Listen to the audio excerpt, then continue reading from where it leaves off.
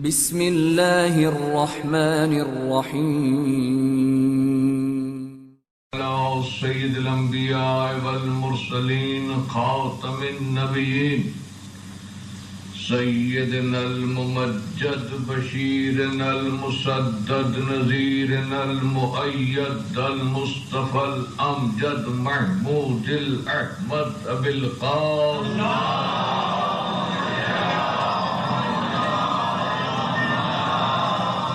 اہل بیتہ الطیبین الطاہرین المعصومین اما بعد فقد قال سبحانہ وتعالی فی کتابہ المحکم وخطابہ المتقن وقولہ احسن بسم اللہ الرحمن الرحیم ومن لم يحكم بما انزل اللہ فاولئک هم الظالمون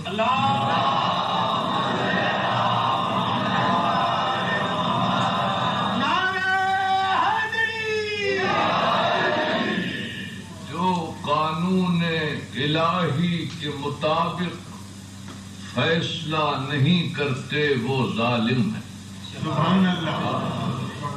قانون کی حاکمیت، قانون کیا ہے اسلام میں، اس کے متعلق عرض کرنا ہے۔ کائنات کی ہر شے قوانین الہی پر کاربند ہے اور آئین الہی کی پابند ہے۔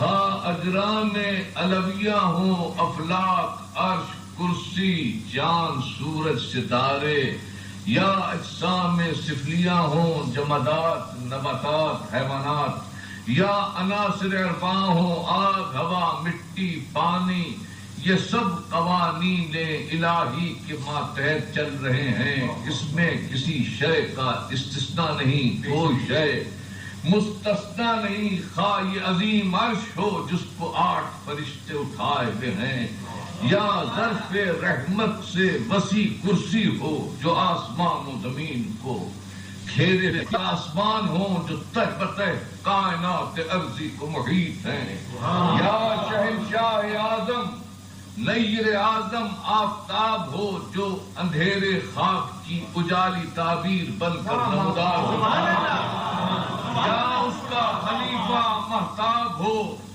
جو شب خوں کر کے بدر و ہلال کی منزلوں پر جلوہ زن ہوتا ہے، یا یہ سیارے ہوں جو مشیت کی ناخدائی میں چل رہے ہیں، یا یہ ستارے ہوں جو بھٹکتے ہوئے انسانوں کو راہ دکھا رہے ہیں، یا یہ شہاب ثاقب ہو جو شیطانوں کے لیے تازیانہ اور انسانوں کے لیے روشنی کا آشیانہ، یا یہ آگ ہو جو کہیں مظہر جلوہ خدا بن کر زردشت کی نگاہوں میں سمائی، کہیں شعلہ جوالہ بن کر پیمبری کی طرف رہنمائی کرتی ہے، اور کہیں برد و سلام کے چھیٹوں سے نار سے گلنار ہوئی جاتی ہے۔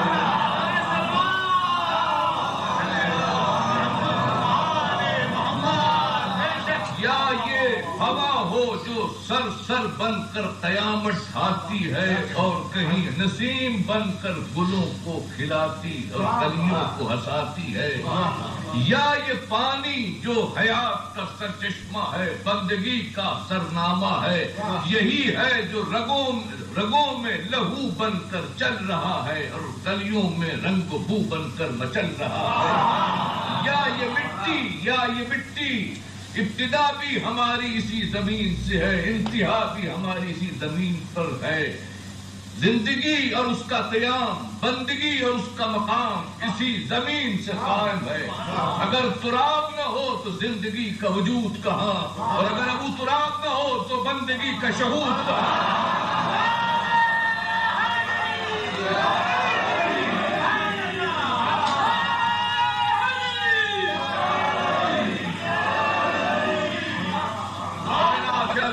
قانون الہی کے مطابق چل رہی ہے، اور ہر شے اس کی مطیع ہے۔ اسی کو کہا ہے دوسری جگہ کہ اوحا ربک الی النحل ان اتخذی من الجبال بیوتا ومن الشجر ومما یعرشون، تیرے رب نے قانون بنایا شہد کی مکھی کے لیے کہ گھروں میں، چھتوں میں، درختوں میں اپنا مکان بنا. جب قانون الہی کے مطابق مکان بن رہا ہو تو دیکھنے کے قابل مسدس شکل کا مکان، مساوی دائرے، متناسب تقسیم، نہ زاویوں میں کجی، نہ خانوں میں نمی، نہ بجلی سے جلنے کا ڈر، نہ پانی سے بہنے کا اندیشہ، مناسب درجہ بندی، نر رہنے کی جگہ اور زنان خانہ جدا، غلام گردش مختلف،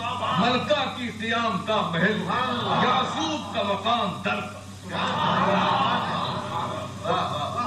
ارشاد ہوتا ہے کہ چل اور وادی گل و ثمر کی طرف رخ کر. وہ وادی گل و ثمر کی طرف آتی ہے، صحن چمن میں ہر قسم کے پھل اور پھول ہیں، مگر وہ لذت آشنائے ذوق وحی اور محرم راز لسان الہی. ہر شاخ پر بیٹھتی نہیں، ہر ثمر سے الجھتی نہیں، ہر پھول پر ریشتی نہیں. نہ خدا وہ ہے تو ساحل بھی وہی دکھائے گا، رہنما وہ ہے تو منزل بھی وہی دکھائے گا. اللہ ری شان مگس لا شعور ہے، مگر امتیاز بوئے گل رکھتی ہے.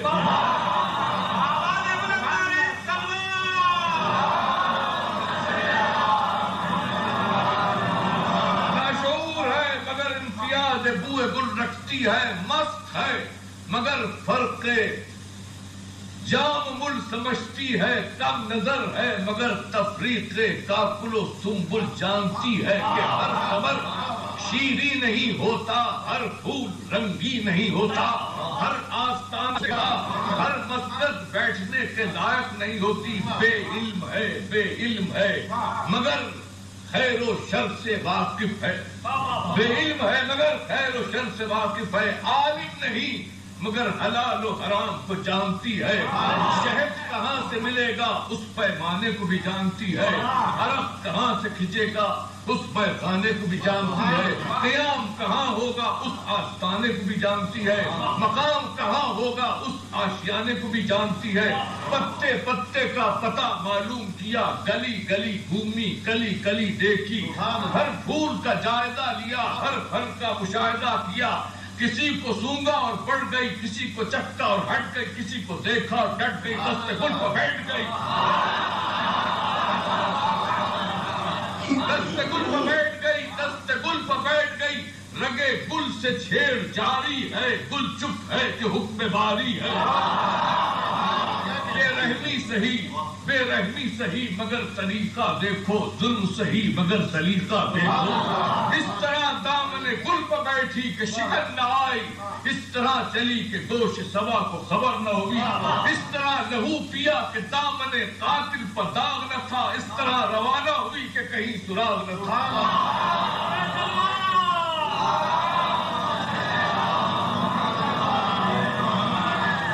میں کہوں گا اے گل معصوم کیا ہوا؟ پھول کہے گا جو کچھ ہوا ٹھیک ہوا. اس کے لیے قانون الہی یہی تھا کہ خنجر چلائے. میرے لیے قانون الہی یہی تھا کہ خنجر کھائے، مگر میری قربانی بے نتیجہ نہیں ہوگی. میرا لہو جب کھچ کر دامن مگس میں آئے گا تو شہد بنائے گا، شہد بنے گا. اور شہد کے لیے قرآن میں ہے فیہ شفاء للناس، اس میں لوگوں کے لیے شفا ہے. تو مجھے کہنا صرف اتنا تھا کہ اگر عام پھولوں کا لہو دامن مگس میں چلا جائے تو شفا بن جاتا ہے، تو اگر باغ رسالت کے گل امامت کا لہو مٹی میں مل جائے تو وہ خاک شفا ہے.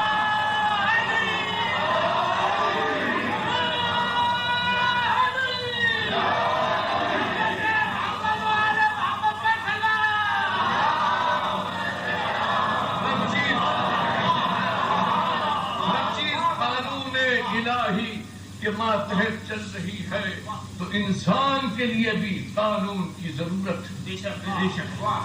اب ذرا یہ علمی بات ہے، اس کو بڑے تفکر سے سنیں، بڑے تفکر سے سنیں. انسان کے لیے بھی قانون کی ضرورت ہے.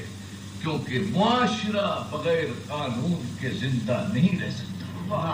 اس میں تو اختلاف ہے کہ قانون کون بنائے اور قانون کیسا ہو، لیکن اس میں تمام عالم انسانی کا اجماع عقلی ہے کہ قانون کی ضرورت ہے، قانون کی حاجت ہے. معاشرہ اس کے بغیر آگے نہیں چل سکتا. آزادی جو ہے وہ بربادی کا خیمہ نہیں بن سکتی، بلکہ بربادی کا پیش خیمہ بن جائے گی. اس لیے ضرورت ہے کہ قانون ہو جو معاشرے کو لے چلے. اسی لیے جے ہالینڈ کہتا ہے کہ قانون جو ہے وہ آزادی کے قلعے کا دربان ہے، اور اسی کی تائید برٹن رسل نے بھی کی ہے کہ بغیر قانون کے سوسائٹی آگے نہیں بڑھ سکتی. اور اسی کی تائید کلیرنڈن نے بھی کی ہے کہ اگر قانون کی حد بندی نہ ہو تو آزادی ایسی تلوار ہے کہ جس کے ہاتھ میں آئے جس کو چاہے قتل کر دے. لہذا ایک قانون کی ضرورت ہے، اس میں کوئی اختلاف نہیں ہے. اب قانون کون بنائے اس میں اختلاف ہے. ایک مکتبہ فکر وہ ہے جس کی تائید اور ترجمانی جان کرسٹن کرتے ہیں کہ قانون اس ضابطے کا نام ہے جو ایک صاحب اختیار ذہین آدمی ایک ذہین آدمی کے لیے بناتا ہے. اور ایک مکتبہ فکر ہے انسائکلوپیڈیا میں کی گئی ہے کہ قانون اس ضابطے کا نام ہے جو ایک خود مختار ریاست اہل اقتدار اپنے لوگوں کے لیے بناتے ہیں. قدیم نظریہ یہ ہے کہ قانون کا سرچشمہ بادشاہ کی ذات ہے. جدید نظریہ یہ ہے کہ جو منتخب حکومت ہو، جو منتخب افراد ہوں، وہ قانون سازی کریں. یہ ہے مکاتب فکر. لیکن ان سب میں ایک نقطہ مشترک ہے کہ قانون سازی کا حق انسان کو دیا گیا ہے. میں کہتا ہوں کہ انسان بڑا اچھا ہے، لیکن وہ بشر ہے اور بشر میں تھوڑا سا شر ہے. آخر بشر، لہذا جب وہ قانون بنائے گا تو اس میں انسانی کمزوریاں ہوں گی، بشری خطائیں ہوں گی. آخر انسانی کمزوریاں، بشری خطائیں کوئی تباہ تو نہیں کہ قانون سازی کے وقت اتار کر اس کو امانت کی کھوٹی پر لٹکا دیا. یہ کمزوریاں لاشعور کے سمندر میں گھستی ہیں اور شعور کے جزیرے میں بستی ہیں اور اسی سے انسان کو کستی ہے. اسی سے انسان کسی کا دشمن ہوتا ہے، کسی کا دوست ہوتا ہے، کسی سے قریب ہوتا ہے، کسی سے دور ہوتا ہے، کسی سے نفرت کرتا ہے، کسی سے محبت کرتا ہے. تو قانون جب بھی انسان بنائے گا تو اس میں بشری کمزوریاں ہونا ضروری ہے. لہذا قانون وہ بنائے جو خواہشات سے منزہ ہو، جذبات سے معرّہ ہو، ترغیب اسے ڈرا نہ سکے، ترغیب اسے چھکا نہ سکے. نہ اس کا کوئی گروہ ہو، نہ پارٹی، نہ خاندان ہو، نہ قبیلہ، نہ وہ شرقی ہو نہ وہ غربی، نہ وہ شمالی ہو نہ وہ جنوبی. اس کا تعلق نہ وہ انسان سے ایک قسم کا ہو، نہ وہ کسی کا دوست ہو، نہ کسی کا دشمن، نہ کسی سے دور ہو نہ کسی سے قریب. وہ عالم بھی ہو تاکہ قانون میں جہالت نہ ہو، قانون میں بے انصافی نہ ہو. وہ رحیم بھی ہو تاکہ انسانی کمزوریوں کا لحاظ و پاس ہو. وہ خالق بھی ہو تاکہ مخلوق کا مزاج شناس ہو. ایسی شخصیت سوائے خدا عز و جل کی اور کوئی نہیں ہو. قانون جو بنائے گا وہ رب العالمین ہے، اور جو قانون چلائے گا. ابھی میں نے آپ سے کہا کہ جو قانون بنائے اس میں بشری کمزوریاں نہ ہو، اس کا کوئی خاندان نہ ہو، کوئی قبیلہ نہ ہو. اسی طرح میں کہتا ہوں جو قانون چلائے، جس پر قانون کا نزول ہو رہا وہ کیسا، اس میں بھی خواہشات نہ ہو، وہ بھی جذبات سے معرّہ ہو، اس کا بھی کوئی خاندان نہ ہو، اس کا بھی کوئی قبیلہ نہ ہو، اس کی بھی کوئی پارٹی نہ ہو، اس کا بھی کوئی ملک نہ ہو. کھل کے کہہ دوں، نہ وہ مکی ہو، نہ وہ عربی ہو، نہ مدنی ہو، نہ مطلبی ہو نہ ہاشمی ہو. آپ کہیں گے کیسی بات کر رہے ہیں؟ حضور عرب کے نہیں، حضور مکے کے نہیں، حضور مدینے کے نہیں. میں کہتا ہوں کہ ابھی فیصلہ ہوا جاتا ہے کہ حضور کہاں کے. جاؤ جبرائیل اور جلدی سے لاؤ. حضور تیار تھے، برف سے تیز براق تھا، کیونکہ محبوب بیتاب اور حبیب کو شدید اشتیاق. محبوب کبریا کو آواز بلند علیہ السلام.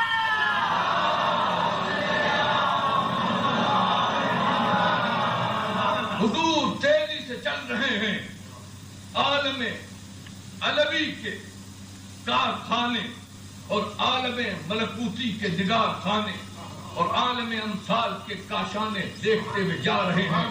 باصرہ نبوت لوح محفوظ کی طرح چشم نگراں بنی ہوئی ہے اور جلووں کو اس طرح سمیٹ رہی ہے کہ ہر مفہوم وجود ہو جائے اور ہر غیب شہود ہو جائے. حضور تیزی سے بڑھ رہے ہیں. وہ لوگ جو سمجھتے ہیں کہ جبرائیل رہنمائی کرتے ہیں حضور کی، ان کے لیے کہتا ہے بس، سدرے سے آگے میں بے بس. اور حضور اب آگے بڑھ رہے ہیں. حضور آگے بڑھ رہے ہیں.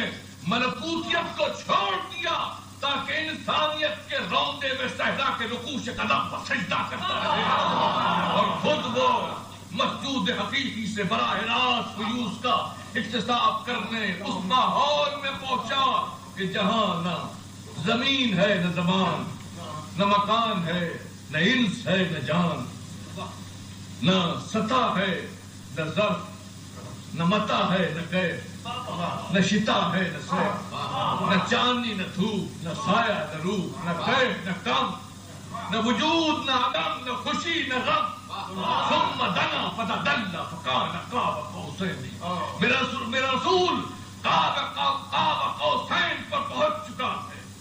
قاب قوسین پر رحمت کی گھٹا چھائی ہے. عرب والو آؤ، تم کہتے تھے ہمارا عربی بھائی ہے، ملاقات کر لے. آؤ مکیو، تمہارا مکی بھائی ہے، 50 سال تک رہا، چلو قاب قوسین پر ملاقات کر لے. آؤ مدینے والو، تم تو کہتے تھے مدنی بھائی ہے، چلو مل لو. قریشیوں تم تو قبیلے کے ہو، آ کر مل لو. عبد مطلب کی اولاد، تم آؤ، تمہارا رشتہ دار ہے، آ کر مل لو.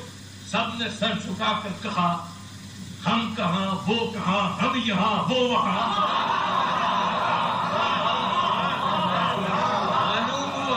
معلوم ہوا کہ وہ تمہارے خاندان کا نہیں ہے، تمہارے قبیلے کا نہیں ہے، تمہاری نو کا نہیں ہے. بشر نہیں بشیر ہے، خاکی نہیں افلاکی ہے، فرشی نہیں عرشی ہے، مکانی نہیں لا مکانی ہے، زمانی نہیں لا زمانی ہے، ظلمانی نہیں مجسم نورانی ہے.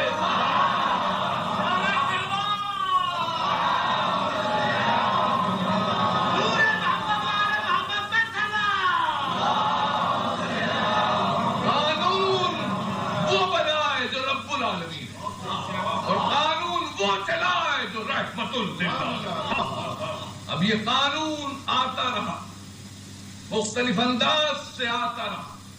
کبھی صحف ابراہیمی کی شکل، کبھی صحیفہ یعقوبی کی انداز، کبھی تورات کے رنگ، کبھی انجیل کی حیت، کبھی زبور کے لباس اور کبھی قرآن کی صورت.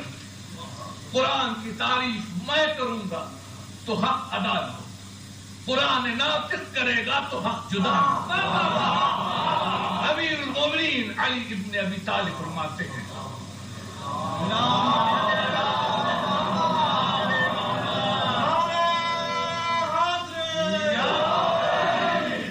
ثم انزل علیہ الکتاب نورا لا تطفى مصابیحہ وسراجا لا يخفو توقده وبحرا لا يدرك قعره ومنهاجا لا يضل نهجه وشعاعا لا يصدق ضوءه وفرقانا لا يخمد برهانه وتبيانا لا تهضم اركانه وشفاء لا تخشى اسقامه وحقا لا تبصر عوانه وهو معدن الايمان وبهوءته وينابيع العلم وبهوره ورياض العدل وغدرانه وأصاب الاسلام وبنيانه جعل الله ريا لعطش العلماء وربيا لقلوب الفقهاء ومحاجا لطرق الصلاح وتباعا ليس بعده داع علما لمن وعى حديثا لمن قضى حکما لمن روا.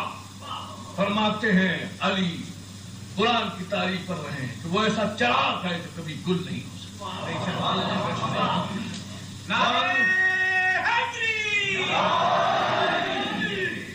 ایسا دریا ہے جس کی گہرائی کو ناپا نہیں جا سکتا. ایسا راستہ ہے جو کسی کو بے راہ رو نہیں کرتا.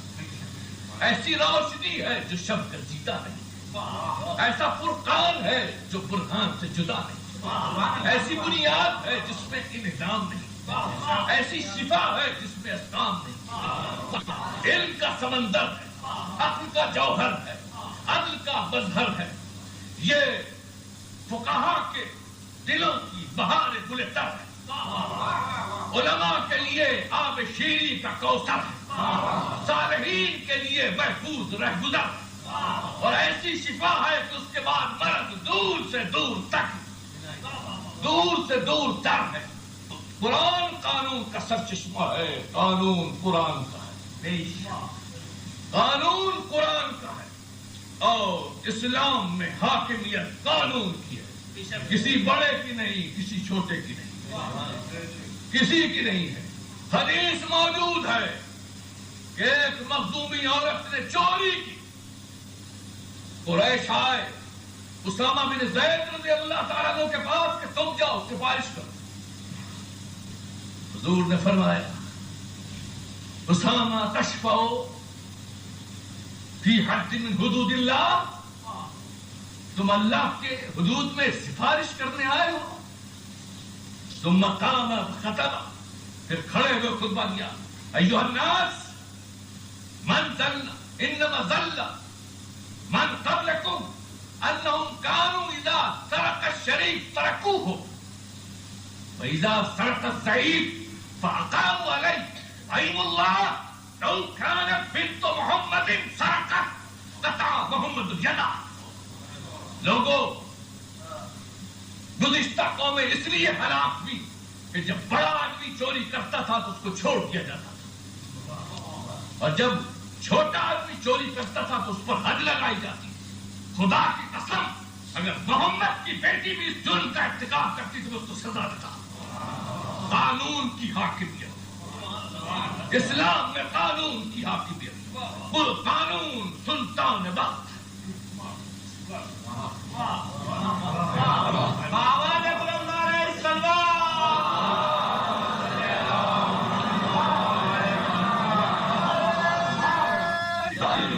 قانون پر گفتگو رہی. قانون سلطان وقت, حاکم وقت, وارث تخت, محیط زمین و آسمان, صراط مستقیم لامکان, قرۂ طرف کلاه انسانی, فکر بشری کی معراج ایمانی, سن بلوغ تحقیق کی ترجمانی ہے. سایہ ذوالجلال ربانی ہے, ازل سے لے کر ابد تک اس کی حکمرانی ہے. ظالمین کے لیے جہنم لافانی اور صالحین کے لیے جنت جاودانی.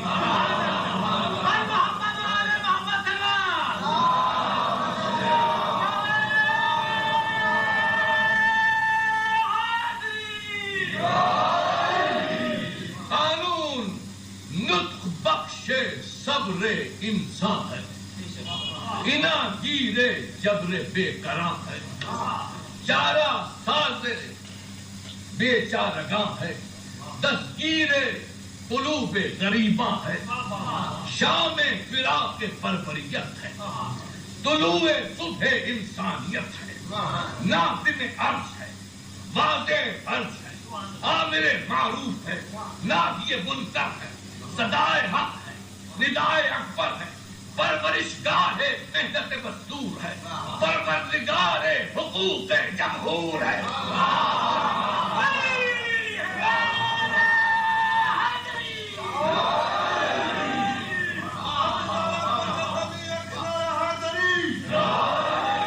رنگ اس کا شرافت صداقت، آل اس کی امانت، شان اس کی دیانت، جان اس کی عدالت، اس کا ظہور لہن داؤدی کے نغمے،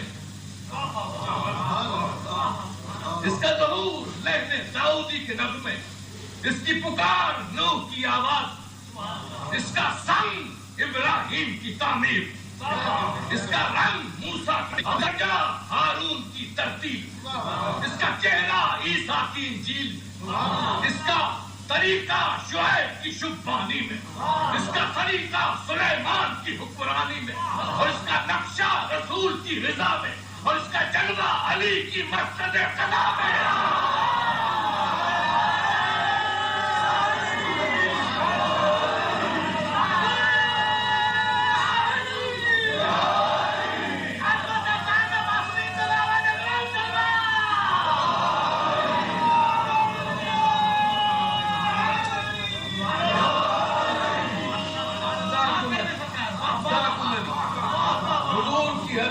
مسلم ہے افضاکم علی، تم میں سب سے بہترین قاضی علی، یہ حدیث سب سے بہتر قاضی علی، اس طرح واقف سے کون ہو سکتا؟ آپ نے جو تعارف کیا ہے، دنیا کے تمام اقوام و ملل کو بلاؤ اور پھر علی کا خطبہ سنا کہ قوانین الہی نابینا عقیدت پر مبنی نہیں، گہری بصیرت پر مبنی۔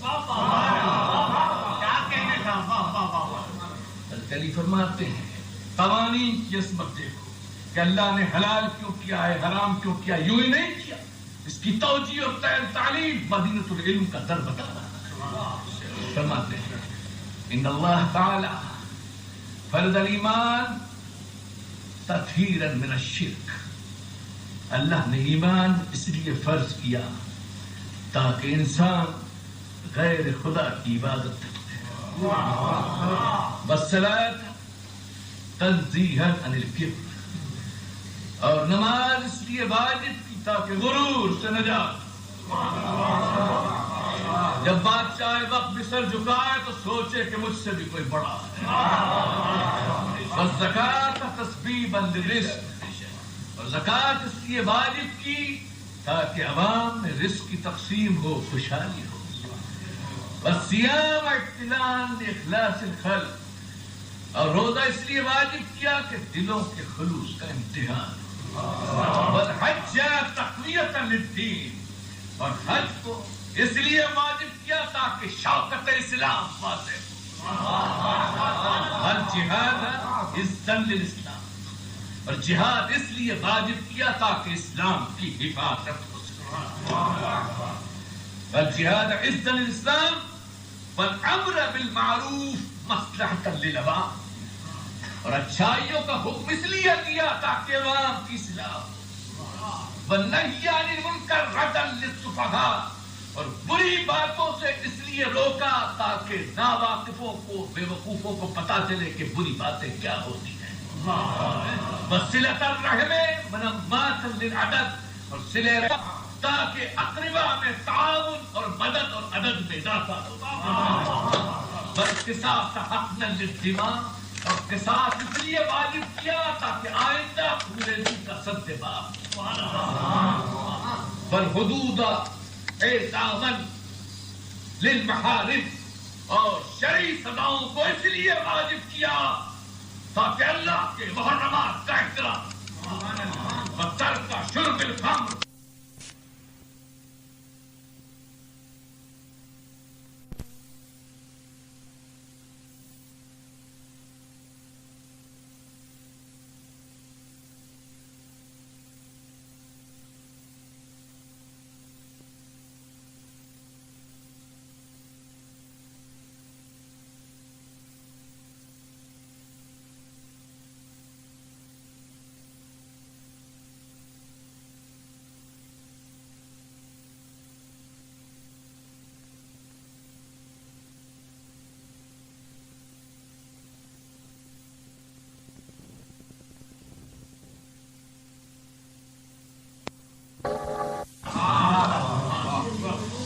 شراب اس لیے حرام کی جاکر محفوظ رہے، وترک الزنا تحصینا للنسب، اور زنا اس لیے حرام کی تاکہ نسب کا پتہ چلے کس کا بیٹا ہے کس کی بیٹی ہے. وترک الکذب تشریفا للصدق، اور جھوٹ کو اس لیے حرام کیا تاکہ صداقت کی شرافت کھل جائے. والسلام امانا للمخافف، اور سلام علیکم کو اس لیے فرض کیا تاکہ دوسرا مطمئن ہو کہ اس سے کوئی اندیشہ نہیں. والامامۃ نظاما للامہ، اور امامت کو اس لیے رکھا تاکہ امت کا نظام قائم ہو. والاطاعۃ تعظیما للامامہ، اور اطاعت اس لیے رکھی تاکہ امامت کی تعظیم واضح اور مبین ہو سکے. قوانین الہی کی تشریح علی فرما رہے ہیں. اب یہ قوانین جہاں ہوں گے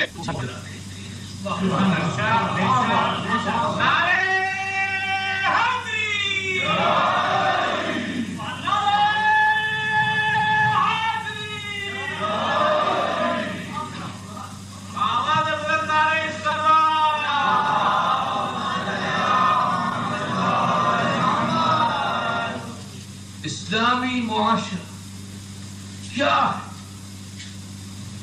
بین الاقوامی انداز سے خطاب ہو رہا ہے. بین الاقوامی معاشرہ کیا ہے؟ وہ جنت نظیر ہوتا ہے، فردوس مثال ہوتا ہے. یعنی ایسا معاشرہ جس میں ہر فرد کو اس کا حق ملے، ہر جوہر کو ابھرنے کا موقع ملے، ہر صلاحیت کو نکھرنے کا سامان ملے، محنت کو اجرت ملے،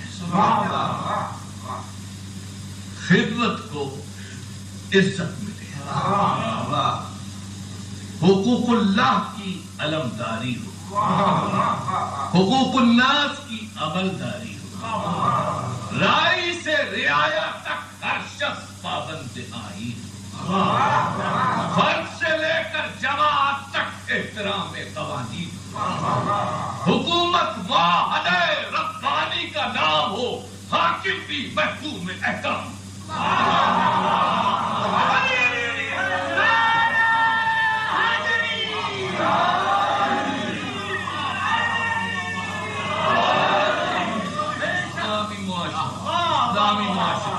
اسلامی معاشرہ حکومت کا مطلب نہ عیش ہو نہ تیش. اسلامی معاشرے کی تصویر ہے جو علی کے خطبوں سے مقتبس ہے. حکومت کا مطلب نہ تیش ہو نہ عیش، وزارت کا مطلب نہ عزت ہو نہ تیش، منصب کا مطلب نہ عشرت ہو نہ رشوت. حکومت کا مطلب عدل عمرانی کا قیام، وزارت کا مطلب استحکام نظام، سیاست کا مطلب خدمت عوام، منصب کا مطلب نام نہیں کام ہو.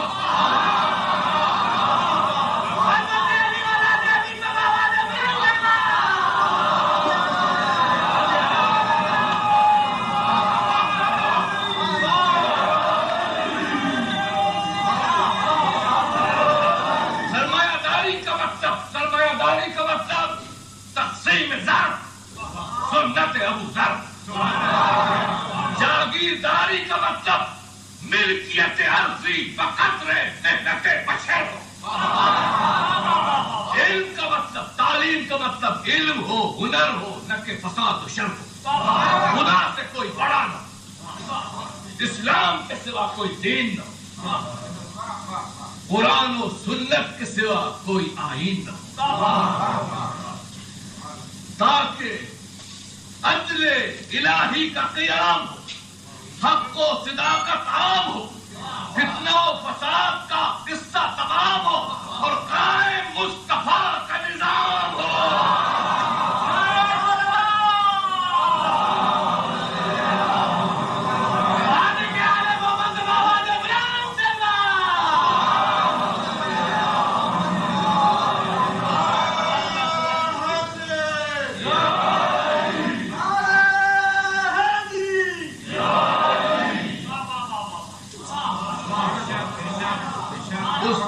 کا نظام. ہم مصطفیٰ کا نظام چاہتے ہیں. مصطفیٰ کا نظام سب سے عظیم نظام ہے. خدا کا منتخب اور مصطفیٰ رسول ہے. اس کا نظام سب سے برتر والا ہے. ساری دنیا آئے اور دیکھے کہ نظام مصطفیٰ کیا ہے. نظام مصطفیٰ میں خدا کی برتری، خدا کی افسری، خدا کی سروری. ہم ملوکیت کو جو پسند نہیں کرتے اس کی وجہ یہ ہے کہ ملوکیت بادشاہ کے لبوں کی جنبش فرمان اور نظام مصطفیٰ میں رسول کے لبوں کی جنبش قرآن ہے. رسول آلہ رسول کے باب آلہ بلند تلوار.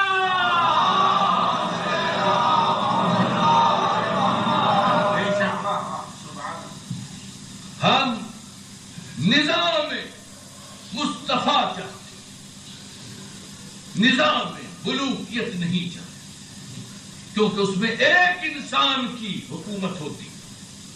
ہم نظام ملوکیت چاہتے نہیں ہیں، نظام مصطفیٰ چاہتے ہیں. نظام ملوکیت اور ہے، نظام ملوکیت اور ہے،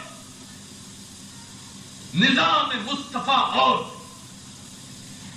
نظام ملوکیت یہی پر وہ اور ہے، نظام مصطفیٰ اور ہے.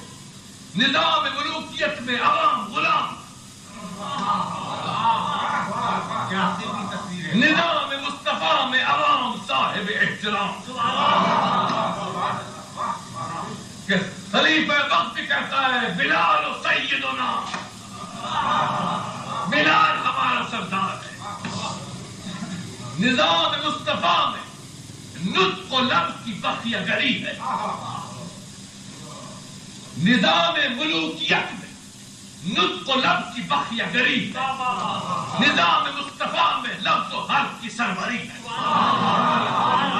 نظام ملوکیت میں خاموش خاموش کی پکار ہے، اور نظام مصطفیٰ میں سلونی سلونی.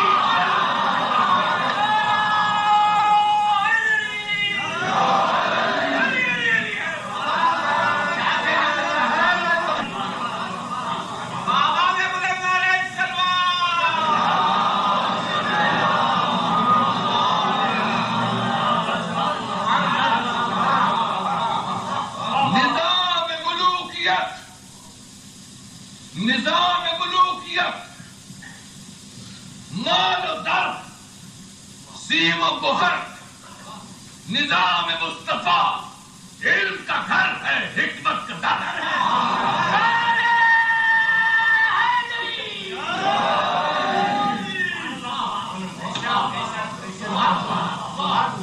نظام ملوکیت،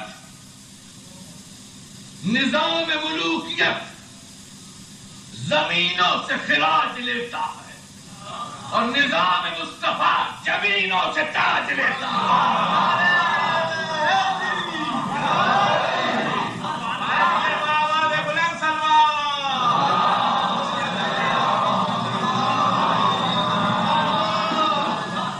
نظام ملوکیت زمینوں سے خراج لیتا ہے، اور نظام مصطفیٰ زمینوں سے تاج لیتا ہے. نظام ملوکیت مزدور کی اجرت کھاتا ہے، اور نظام مصطفیٰ خود نہیں کھاتا، سب کو کھلاتا ہے.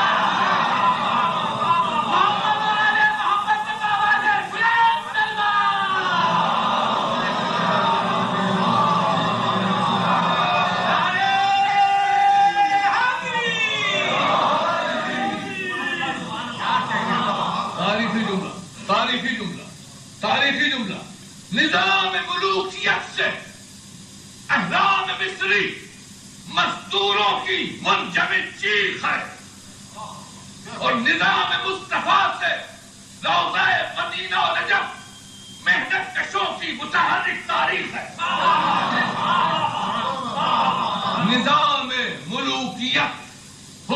الہی ہے اور نظام مصطفیٰ حکم الہی ہے، مسترد ہے، مسدود ہے، نمرود ہے، اور نظام مصطفیٰ محمد ہے، احمد ہے، حامد ہے، محمود ہے۔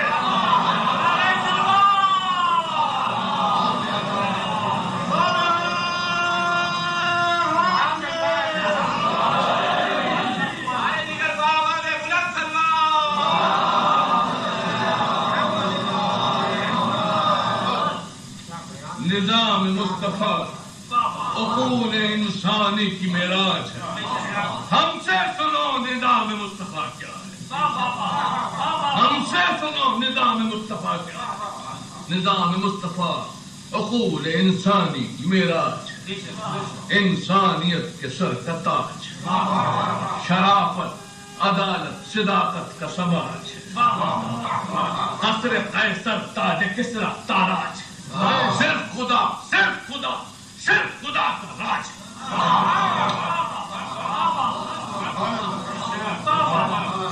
منشور عظمت بنی آدم ہے، آزادی لوح و قلم ہے، سارے انبیاء کی شریعت کا ایمان ہے،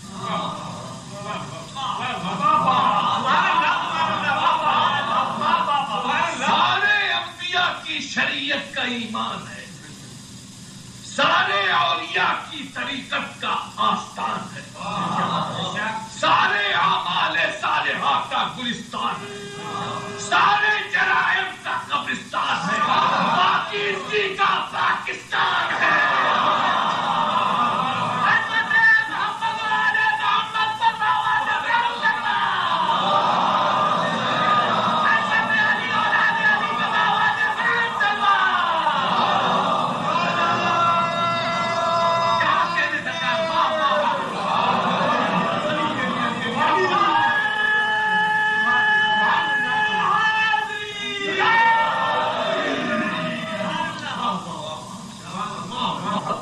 پاکستان ہے، توجہ، یہاں مجرموں ہی کے کوڑے نہیں لگائے جاتے بلکہ جرم کے بھی کوڑے لگائے جاتے،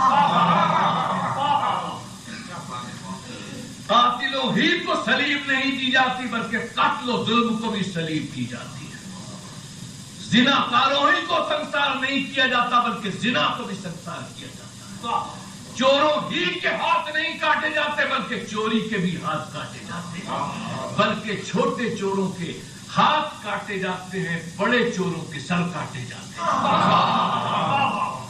کیونکہ نظام مصطفیٰ میں شاخ نہیں جڑ کٹتی ہے، دیوار نہیں بنیاد گرتی ہے، ذہن نہیں ذہن بدلتا ہے، پھول نہیں چمن بدلتا ہے، محلہ نہیں وطن بدلتا ہے، دل بدلتا ہے، دھن بدلتا ہے، من بدلتا ہے۔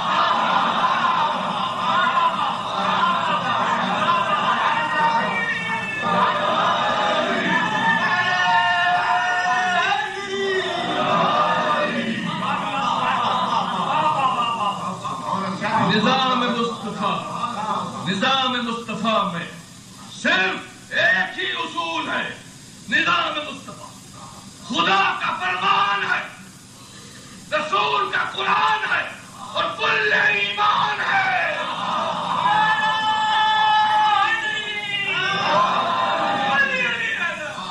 بندہ ہے اور انسان ہے، کوئی اس کے درمیان رکاوٹ نہیں۔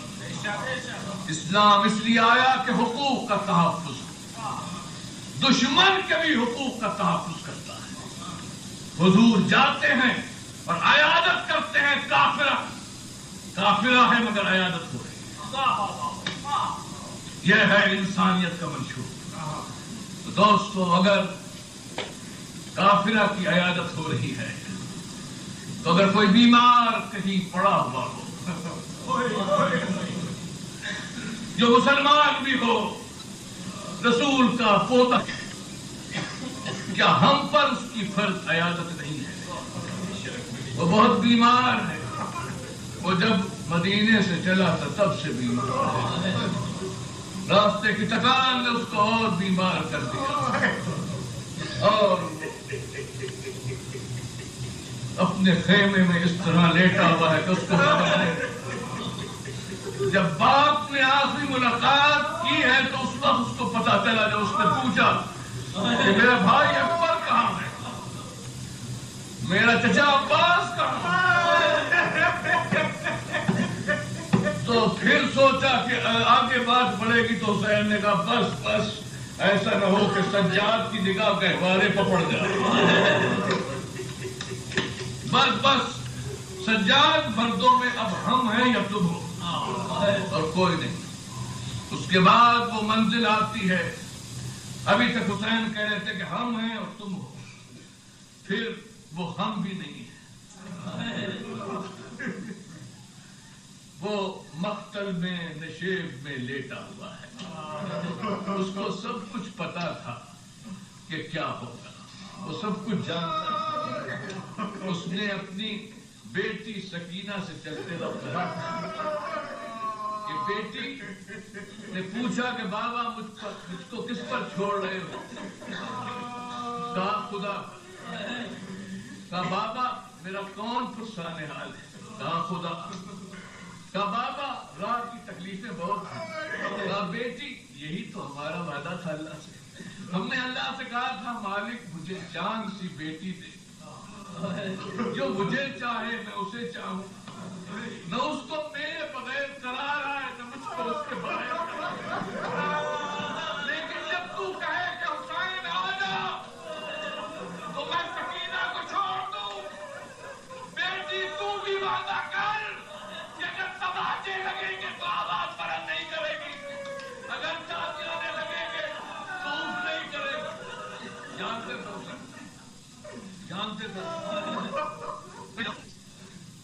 سارے منازل سے طے کر کے ہم شام غریبہ میں آ چکے ہیں،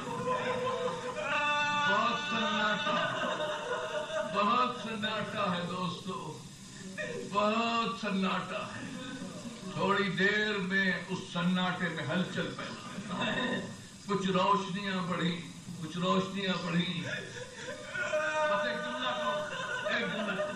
کچھ روشنیاں پڑی، ایک مرتبہ زینب کبریٰ اٹھی اور کہا لوگوں ہمارے رسول کے پاس کچھ نہیں رہا، کچھ نہیں ہے، کچھ نہیں ہے،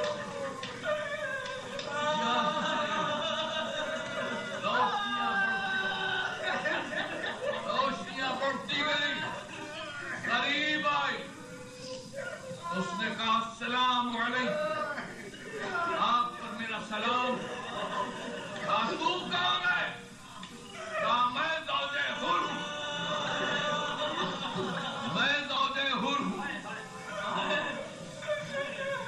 کہا ہم شرمندہ ہیں، زینب کا کردار دیکھو، ہم شرمندہ ہیں کہ ہم تیرے شوہر کو پانی بھی نہ پلا سکے، کہا شہزادی شرمندگی تو مجھے ہے، پانی آیا ہے، زینب نے کہا پانی بہت دیر میں آیا ہے، حسین نہیں رہا، اکبر نہیں رہا، عباس نہیں رہا، کہا شہزادی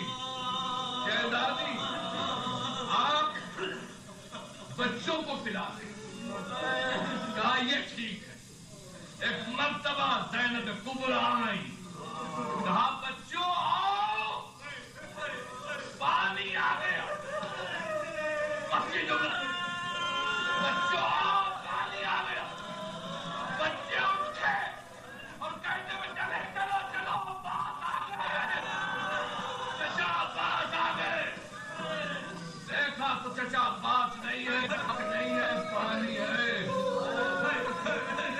لڑکوں نے کودے بڑھا دی،